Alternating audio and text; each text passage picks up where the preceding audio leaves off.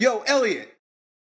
How do you justify breaking up with a girlfriend or getting a divorce, especially since the Bible preaches so heavily against it? Can we outgrow a spouse, and should you feel bad about leaving them if you don't want to change, if they don't want to change with you?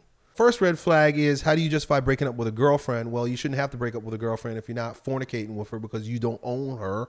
She don't own you. There is nothing there. You're vetting each other. You're maybe courting, but there's no breakup because there's no bond. That false bond that happens between so-called boyfriend and girlfriend is when they start having sex with each other and then they think they own each other. That right there is where the fall begins. So many guys, I watch so many of you guys struggle like, oh, girlfriend issue.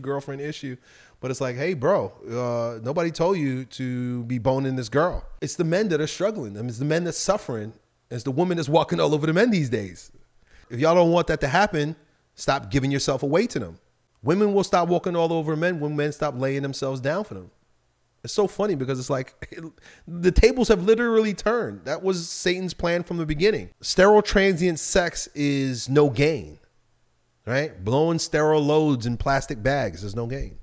Anyway, as far as divorce is concerned, I'm not a fan. Not a fan of divorce. I think a lot of divorces could be avoided if we court properly. Most divorces happen because two people who should have never been together got together because they got addicted to each other's sex. So people who are getting divorced today have had unholy unions from the beginning. I still don't believe in divorce. You know, there's a reason why you guys got put together, and now you got to figure it out. Now, there is annulment, right? And that's sort of a back door in the church where you can have an annulment. An annulment is verified by you not knowing what you're getting into. I wasn't fully aware of all of what was going on. So in other words, this person presented themselves falsely to me. She said she was ABC, but it turned out she was XYZ. You can't, you can justify that. You could say, look, we got together and I was a fool. I didn't know what I was doing. I was a sinner. I was fornicating and I got blinded. And as a result, I made a bad decision. But if you ever actually love this person and right now you're just struggling, you got to get over it. You got to figure out how to make it work. Think about it like this in business, right? You don't go into business and hope you're going to hit the jackpot that month or that year even. You got to work.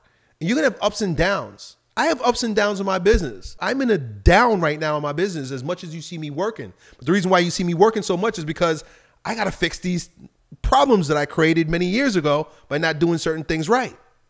Do I quit? No. You go back and you fix the things that you didn't do right from the beginning and make it right the second time around. Shore it up and don't make the same mistakes. And so, can you outgrow a spouse if you let yourself? I could outgrow my spouse. I could outgrow my wife. I could tell myself I outgrow my wife. But my job is to help her grow. So if I'm growing in a particular direction and she's stuck, out of charity for her, not just out of my ego, I get to encourage her to grow. There's two types of charity. You know that?